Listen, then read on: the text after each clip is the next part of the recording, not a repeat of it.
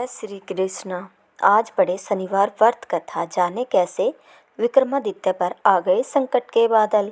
शनिदेव को ग्रहों का राजा कहा जाता है। भगवान भोलेनाथ ने इन्हें न्याय के देवता की उपाधि दी है।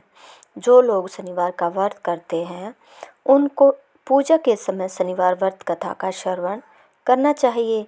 शनिदेव को ग्रहों का राजा कहा जाता है। भगवान भोलेनाथ ने इन्हें न्याय के देवता की उपाधि दी है। शनिदेव को बहुत जल्दी क्रोध आ जाता है। इसी क्रोध की वजह से पिता सूर्य से इनकी नाराजगी बनी रहती है। इनके क्रोध से सभी बचने की कोशिश करते हैं, वरना व्यक्ति पर मुसीबतों का पहाड़ टूट पड़ता है। इसलिए इन्हें प्रसन्न करने के लिए शनिवार व्रत रखा जाता है। व्यक्ति शनि दोष से बचने और उन्हें शांत रखने के लिए अनेक उपाय करते हैं। शनि कृपा से व्यक्ति को सुख और वैभव की प्राप्ति होती है। जो लोग शनिवार का व्रत करते हैं उनको पूजा के समय शनिवार व्रत कथा का श्रवण करना चाहिए। एक बार सभी 9 ग्रहों सूर्य, चंद्र, मंगल, बुध, बृहस्पति, शुक्र, शनि, राहु और केतु में बहस हो गई। कौन सबसे बड़ा है। आपस में लड़ने के बाद सभी देवराज इंद्र के पास पहुंच गए। इंद्र असमंजस्य की तिथि में निर्णय नहीं दे पाए, परंतु उन्होंने सभी ग्रहों को सुझाव दिया कि पृथ्वी पर राजा विक्रमादित्य ही इसका फैसला कर सकते हैं, क्योंकि वो बहुत ही न्यायप्रिय राजा है। सभी पृथ्वी पर राजा विक्रमादित्य के पास गए और अपने आने का कारण बताया। राजा उनकी समस्या को सुनकर बहुत परेशान हो गए। उनका चिंतित होना लाजमी था, क्योंकि जिसको भी किसी से छोटा बताया तो वही गुस्सा कर जाएगा। राजा के काफ़ी सोच विचार के बाद उन्हें एक उपाय सूझा।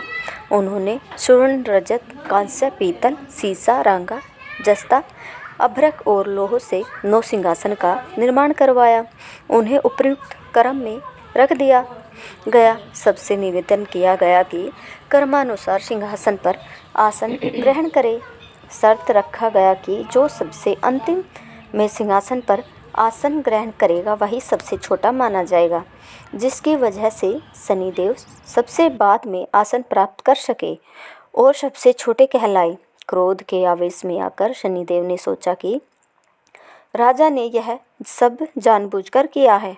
कुपित होकर राजा से कहा कि राजा, तू मुझे नहीं जानता। सूर्य एक राशि में 1 महीना, चंद्रमा 2.25 महीने 2 दिन, मंगल 1.5 महीना, बृहस्पति 13 महीने, बुध और शुक्र 1-1 महीने विचरण करते हैं, लेकिन मैं 2.5 से 7.5 साल तक रहता हूँ।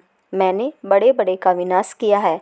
श्री राम की 7.5 आने पर उन्हें जंगल भटकना पड़ा और रावण की आने पर लंका को बंदरों की सेना से परास्त होना पड़ा। क्रोधित शनिदेव ने राजा से कहा कि अब आपको सावधान रहने की जरूरत है। इतना कहकर शनिदेव कुपित अवस्था में वहां से चले गए। समय गुजरता गया और काल चक्र का पहिया घूमते हुए राजा की 7.5 ही आ ही गई। तब शनिदेव घोड़ों का सौदागर बनकर राजा के राज्य में गए। उनके साथ अच्छे नस्ल के बहुत सारे घोड़े थे। जब राजा को सौदागर के घोड़ों का पता चला तो अश्वपाल को अच्छे घोड़े खरीदने के लिए भेजा।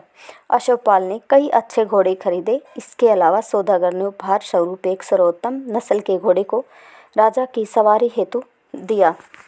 राजा विक्रमादित्य जैसे ही उस घोड़े पर बैठे, वह सरपट वन की ओर भागने लगा। जंगल के अंदर पहुंचकर वह गायब हो गया। भूखा प्यास की स्थिति में राजा जंगल में भटकते रहे। अचानक उन्हें एक ग्वाला दिखाई दिया, जिसने राजा की प्यास बुझाई। राजा ने प्रसन्नता में उसे अपनी अंगूठी देकर नगर की तरफ ले गए। वहां एक सेठ की दुकान पर पहुंचकर उन्होंने जल पिया और अपना नाम वीका बताया। भाग्यवश उस दिन सेठ की खूब आमदनी हुई। सेठ खुश होकर उन्हें अपने साथ घर ले गया। सेठ के घर में खूंटी पर एक हार टंगा था, जिसको खूंटी निगल रही थी। कुछ ही देर में हार पूरी तरह से गायब हो गया। सेठ वापस आया तो हार गायब था। उसे लगा कि वीका ने ही उसे चुराया है। सेठ ने वीका को कोतवाल से पकड़वा दिया और दंड स्वरूप राजा उसे चोर समझकर हाथ पैर कटवा दिए। अपंग अवस्था में उसे नगर के बाहर फेंक दिया गया। तभी वहाँ से एक तेली निकल रहा था, जिसको वीका पर दया आ गई। उसने वीका को अपनी गाड़ी में बैठा लिया। वीका अपनी जीभ से बैलों को हाँकने लगा। कुछ समय पश्चात राजा की शनि दशा समाप्त हो गई। वर्षा काल आने पर वीका मल्हार गाने लगा। एक नगर की राजकुमारी मनभावनी ने मल्हार सुनकर मन ही मन प्रण कर लिया कि जो भी इस राग को गा रहा है वो उसी से ही विवाह करेगी। उन्होंने दासियों को खोजने के लिए भेजा, परंतु वापस आकर उन सभी ने बताया कि वह एक अपंग आदमी है। राजकुमारी यह जानकर भी नहीं मानी और अगले दिन ही वह अनशन पर बैठ गई। जब लाख समझाने पर राजकुमारी नहीं मानी, तब राजा ने उस तेली को बुलावा भेजा और वीका से विवाह की तैयारी करने के लिए कहा गया। वीका से राजकुमारी का विवाह हो गया। एक दिन वीका के स्वप्न में शनिदेव ने आकर कहा कि देखा राजन, तुमने मुझे छोटा बताकर कितना दुख झेला है। राजा ने क्षमा मांगते हुए हाथ जोड़कर कहा कि हे शनिदेव, जैसा दुख मुझे दिया है किसी और को ऐसा दुख मत देना। शनिदेव इस विनती को मान गए और कहा कि मेरे व्रत और कथा से तुम्हारे सारे कष्ट दूर हो जाएंगे। जो भी नित्य मेरा ध्यान करेगा और चींटियों को आटा डालेगा, उसकी सारी मनोकामना पूर्ण हो जाएगी। शनिदेव ने राजा को हाथ पैर भी वापस दिए। दूसरे दिन जब सुबह राजकुमारी की आँख खुली तो वह आश्चर्यचकित हो गई। वीका ने मनभावनी को बताया कि वह उज्जैन का राजा विक्रमादित्य है। मनभावनी खुशी से फूले नहीं समा रही थी। राजा और नगरवासी सभी अत्यंत प्रसन्न हुए। सेठ ने जब यह सुना तो वह पैरों पर गिरकर क्षमा मांगने लगा। राजा ने कहा कि यह सब शनि देव के कोप का प्रभाव था और इसमें किसी का कोई दोष नहीं है। सेठ ने निवेदन करते हुए कहा कि मुझे शांति तभी मिलेगी जब आप मेरे घर चलकर भोजन करेंगे। सेठ ने कई प्रकार के व्यंजनों से राजा का सत्कार किया।